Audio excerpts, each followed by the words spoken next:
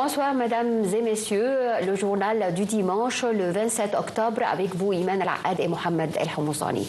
Bonsoir Mohamed. Bonsoir Iman, bonsoir tout le monde. On commence tout de suite avec les principaux titres. Le Parlement arabe, présidé par son nouveau chef, examine la situation détériorée dans la région.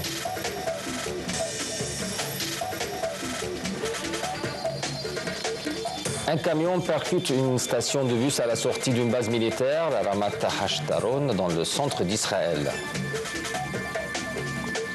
L'armée israélienne.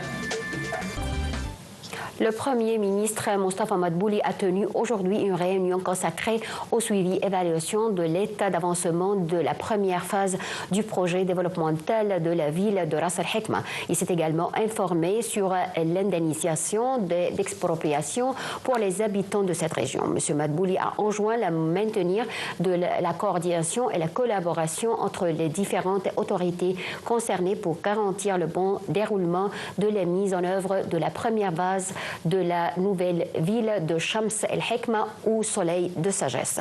Le chef du gouvernement a souligné l'importance de diligenter les procédures d'expropriation des terrains alloués au projet de la ville de Ras el-Hikma pour assurer leur livraison dans les plus brefs délais à notre parlementaire partenaire émirati pour entamer les travaux d'infrastructure de ce méga projet développemental.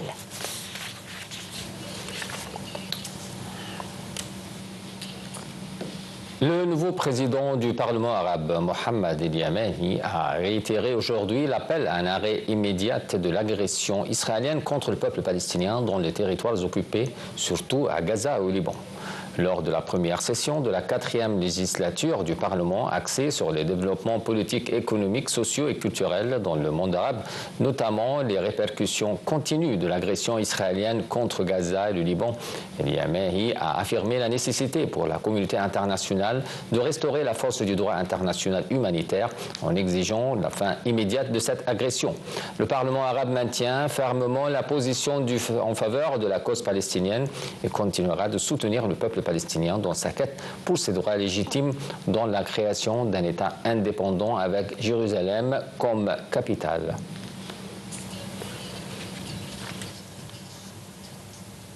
Le chef d'état-major des forces armées, le général Ahmed Khalifa, a inspecté les procédures de sécurité dans la direction stratégique du Sud, selon un communiqué publié par le porte-parole de l'armée. Selon le communiqué, le général Khalifa a inspecté plusieurs postes sur la frontière du Sud dans le cadre de l'inspection de tous les passages frontaliers pour s'assurer des procédures de sécurité. Le chef d'état-major a discuté avec ses soldats des défis de la région et salué leur capacité à faire face à toutes les situations d'urgence, en plus du contrôle de toutes les activités d'infiltration de contrebande à travers la direction stratégique du Sud. Le chef d'état-major des forces armées a également inspecté la sortie passage terrestre de Goustol pour s'assurer son fonctionnement ainsi des procédures d'assurance toutes les 24 heures. Au moins 50 personnes ont été blessées quand un camion a percuté ce matin une station de bus à la sortie d'une base militaire à Ramat Hasharon, dans le centre d'Israël, a annoncé la police israélienne. Selon la police, le chauffeur du camion a été neutralisé. La police a précisé dans un communiqué que les premiers éléments de l'enquête indiquent qu'un bus s'est arrêté à un arrêt pour déposer des passagers. Un camion a alors percuté le bus et les passagers.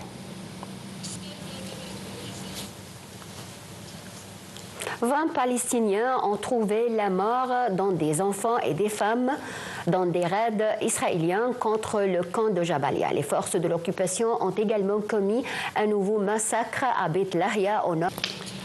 Le chef de l'Organisation mondiale de la santé, l'OMS, a prévenu hier que la situation était catastrophique dans le nord de la bande de Gaza, ravagée par la guerre avec les opérations militaires intensives se déroulant et autour des établissements de santé.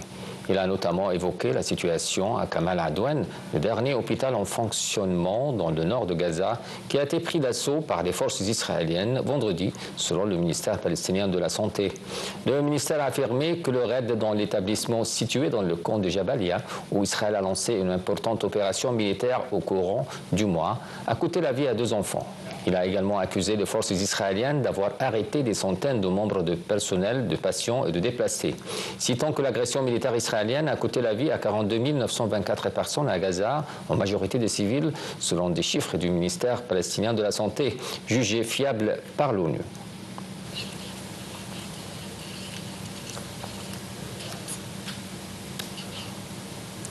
Israël bombarde sans relâche aujourd'hui les fiefs du Hezbollah au Liban et les combattants du Hamas dans la bande de Gaza. Hier, des frappes israéliennes contre l'Iran, un contexte explosif qui fait craindre un embrasement au Moyen-Orient. Un commentaire. Dimanche, le guide suprême iranien, l'ayatollah Ali Khamenei, a dit qu'il ne fallait ni exagérer ni minimiser les... Le ministre des Affaires étrangères et de l'immigration, Badr Abdelati, a eu un appel téléphonique avec son homologue iranien, Abbas Araghchi, pour examiner les derniers développements après les frappes d'Israël sur l'Iran. M. Abdelati a affirmé que l'Égypte condamne toutes les mesures et les politiques unilatérales et provocatrices qui menacent la sécurité et la stabilité de la région. M. Abdelati a d'autre part souligné la nécessité de mettre fin à la dangereuse escalade et de prendre les mesures susceptibles de restaurer l'accalmie afin d'épargner à la région une guerre régionale globale qui nuirait au peuple de la région.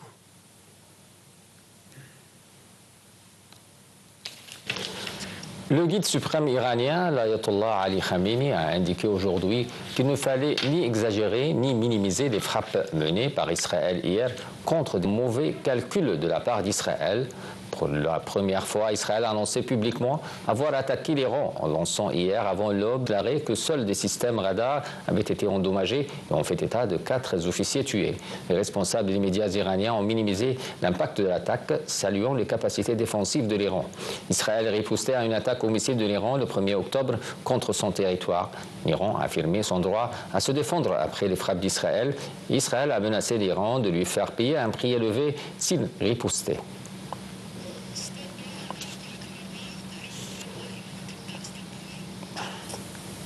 Le ministère russe de la Défense a annoncé aujourd'hui la prise d'un village dans l'est de l'Ukraine où les troupes russes progressent depuis plusieurs mois. Plus tôt dans la journée, le ministère russe de la Défense a annoncé avoir abattu 51 drones ukrainiens dans la nuit au-dessus de son territoire. Un commentaire. En 9 jours d'une élection présidentielle américaine toujours aussi incertaine, Donald Trump espère remplir des casquettes rouges le légendaire Madison Square Garden de New York. Pendant que Kamala Harris compte ratisser le terrain à Philadelphie dans l'État crucial de Pennsylvanie, des détails dans ce compte-rendu. Alors que la candidate démocrate Kamala Harris a affiché ces derniers jours le soutien de plusieurs icônes de la culture populaire comme Bruce Springsteen et Beyoncé, Donald Trump espère une démonstration de force avec ses partisans dans l'arène la plus célèbre du monde où se sont produits les Rolling Stones, Madonna, U2 et où jouent les populaires équipes de NBA et de hockey sur glace des Knicks et des Rangers. De son côté, Kamala Harris compte appeler au vote quartier après quartier selon son équipe de campagne en mettant l'accent sur les communautés noires et latinos pour faire le plein de voix dans l'un des 7 États disputés qui feront basculer l'élection le 5 novembre, l'une des plus serrées de l'histoire américaine d'après les sondages. À New York, bastion démocrate où il est né et a fait fortune dans l'immobilier avant d'être condamné plusieurs fois par les tribunaux civils et pénals, Donald Trump entend se présenter comme le meilleur choix pour réparer tout ce que Kamala Harris a cassé selon son équipe de campagne. Le républicain de 78 ans, qui serait le président le plus âgé de l'histoire des États-Unis, a entré en fonction s'il était élu, a juré de ne pas être un dictateur sauf le premier jour pour fermer les frontières américaines. Il promet aussi d'expulser des États-Unis des millions de migrants qu'il accuse d'empoisonner le sang du pays. Kamala Harris était, elle, épaulée par Michelle Obama, l'une des personnalités préférées des Américains.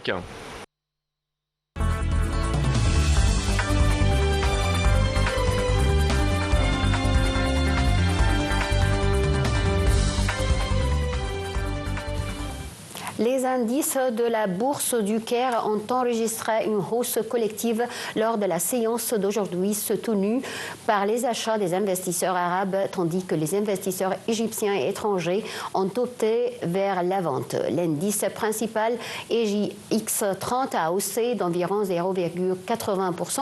Les indices secondaires EJX70 et EJX100 ont respectivement haussé d'environ 1,05%.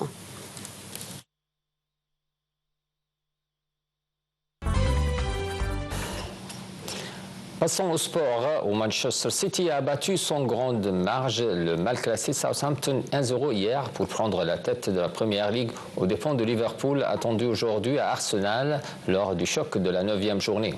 Au même moment, Aston Villa et Brighton ont laissé filer une victoire qui leur tendait le bras contre Bournemouth 1-1 et Wolverhampton 2-2. Au classement, Manchester City s'empare de la première place avec 23 points, en attendant le déplacement de Liverpool aux deuxième place avec 21 points à Londres pour défier Arsenal aux quatrième place avec 17 points ce soir.